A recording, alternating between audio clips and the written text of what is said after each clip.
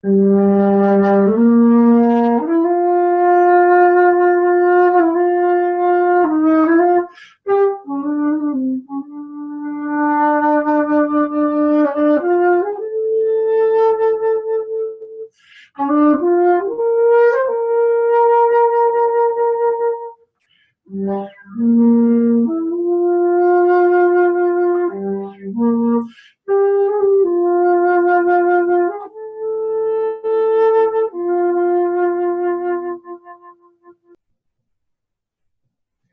hello, hello. We just heard from Michael Branner, and that's just a sample of what you will hear a little later on in today's show.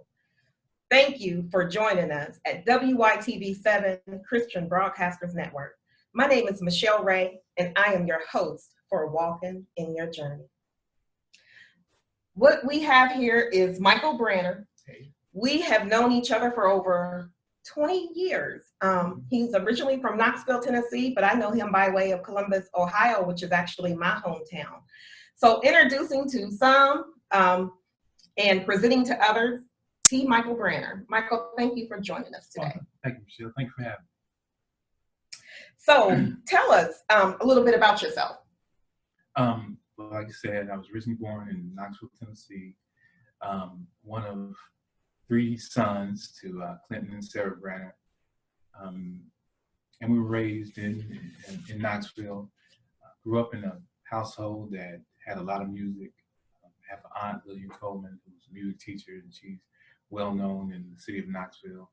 And so I grew up there, and later went on to play music in elementary school, junior high school, and then I went to college in Columbus, where I obtained a musical degree and a degree in recording engineering, and also a degree in where we came into knowing each other, a paralegal certificate from law school, Capital University Law School. But music was something that I always loved and I've always played, and I think it will be a part of me for my entire existence. Okay, so what inspired you? Like, why music? What inspired you to move in that direction? I think looking at everybody, we grew up in a very talented community.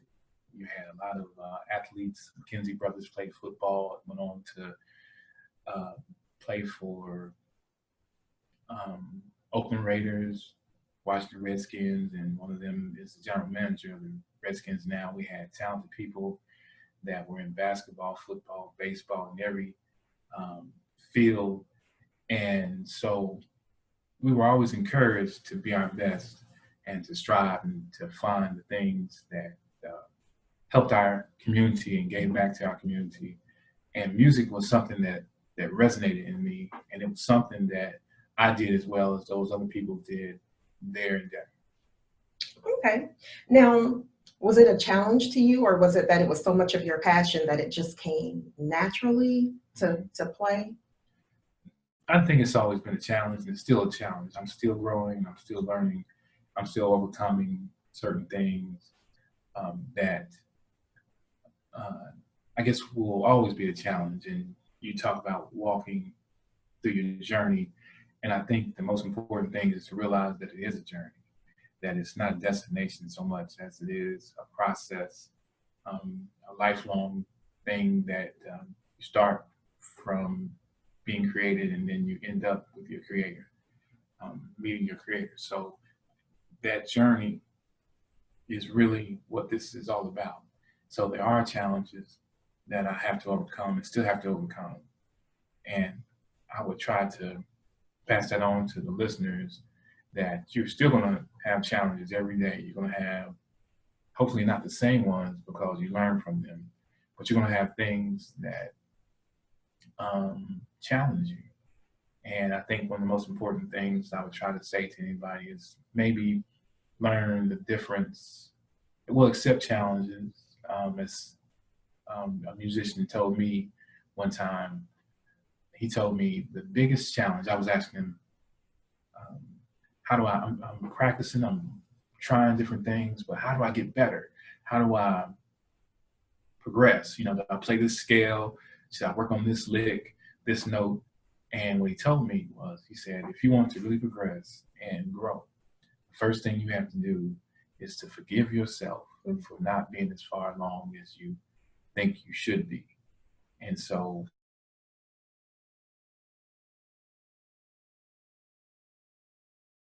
or we've known. And so, you know, I think that's something that you can relate to also. It is. And, you know, especially as I was listening to you talk about self-forgiveness, you have to have that for yourself. So that's where your growth will come from. Now, tell me, do you also write your own music? Yes, I have written some. There's so much music that there's so much to play. And then oftentimes it inspires you to come up with stuff. And that's a challenge. How do you capture something that pops into your mind? I would tell anybody, any young musician,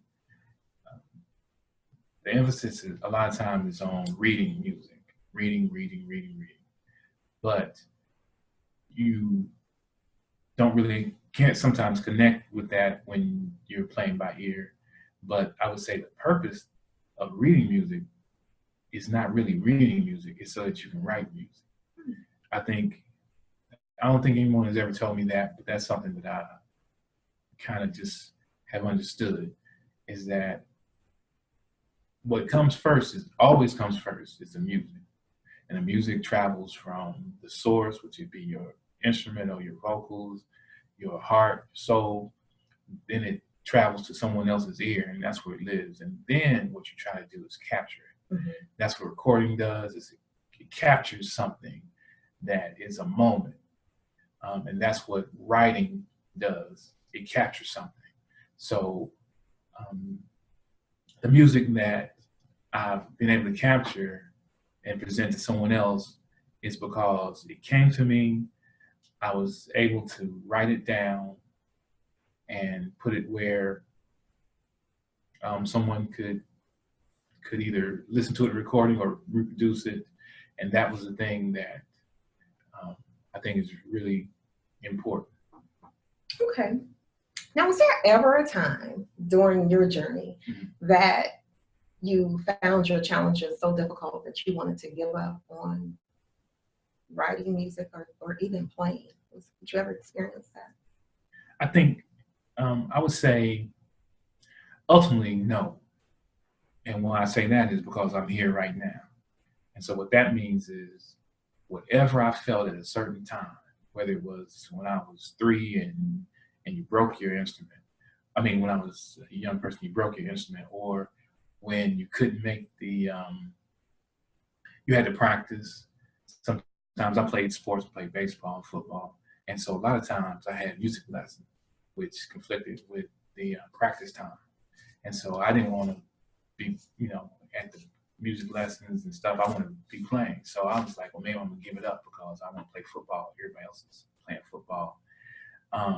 But then actually, I'd have to say no, because what I would do is I would sit in my teacher's classroom or in the recital hall, and I would have my football pads on, and I would have my flute, and everybody else would be dressed in regular clothes, and I'd be in a football uniform, and I'd be playing my piece or my lesson, and then I'd jump out of there with my flute and run to football practice, and I would carry my flute to football practice. Multitasking. And so I can say, yes, there were times where I thought I didn't want to keep on going, but then I figured out how I could. I figured out that it's not an either or. You can be all these things. Okay. And so that's how I overcame, and that's how I still overcome it, because I have to work. I've done spans of time where I've been just solely a professional musician and paid the light bill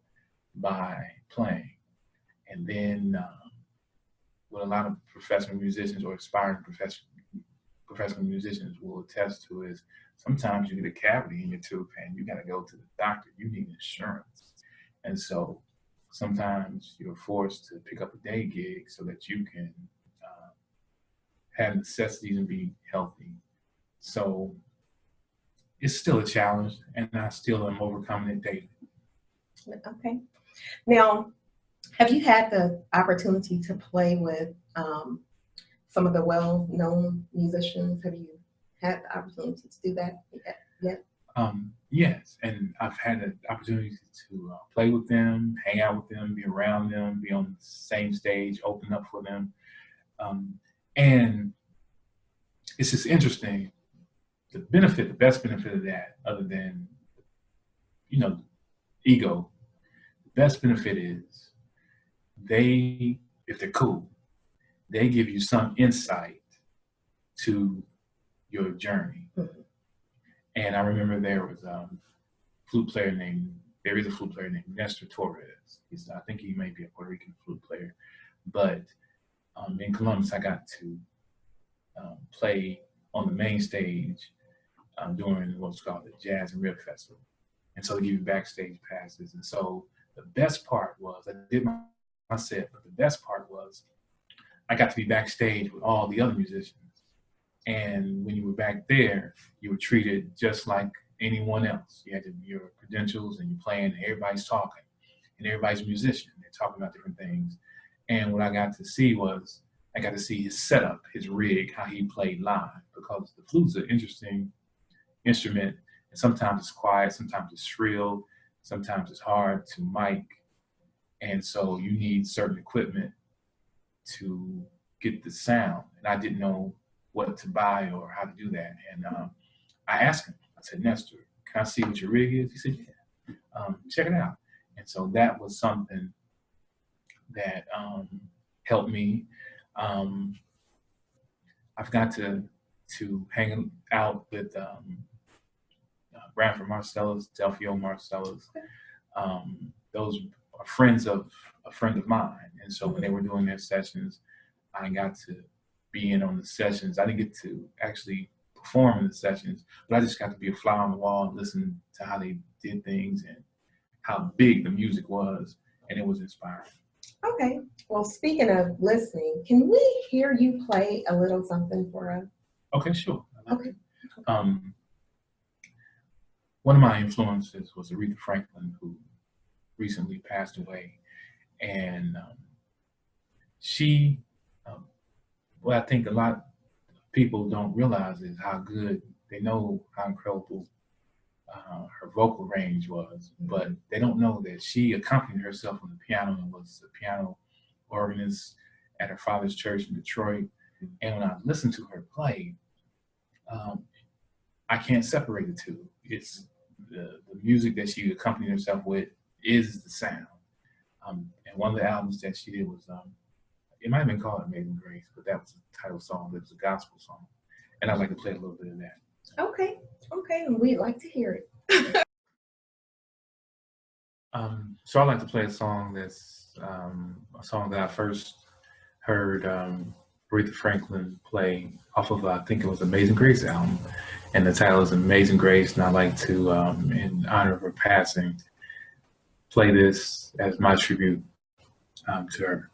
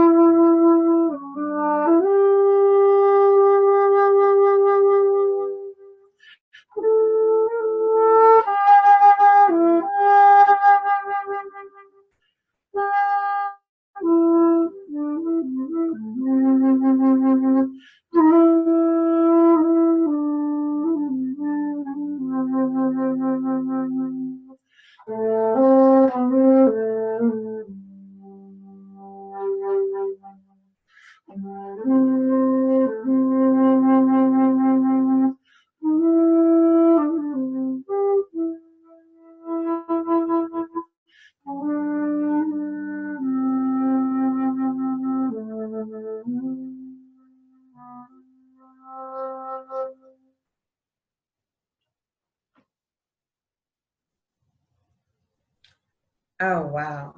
Michael, that was awesome. That was an awesome tribute to Aretha Franklin. Wonderful. Michael Branner has a couple of CDs. One is Bianca Loves Javier, and another one is The Lost Anthology. Michael, where can people find your CD when they want to purchase your work or even to contact you to play? Okay, well, I'm available for booking. I play all over. Contact me at T. Michael Branner Conceptet. That last word is CONCEPTET at yahoo.com. T. Michael Branner Conceptet. You can also follow me or contact me on Facebook under T. Michael Branner. And the CDs are $13. That includes the posting and handling. Send me an email and I'll get it right to you. Okay, thank you for that. Okay. Well, we're going to close out today's session, but I just want to highlight, these are the type of stories that we will do overviews on. And Michael is just a fine example of ownership with action, how as you walk through life, when things aren't going in the direction that you would have them to go, to just stop and assess where you are and don't situation keep you from your job. I really appreciate you coming and traveling all this way to do this interview. I really appreciate it. So thank you. And until next week, continue to walk in your journey. And if you need to reach me, you can reach me at walkingyourjourney@gmail.com. Thank you. Thank you.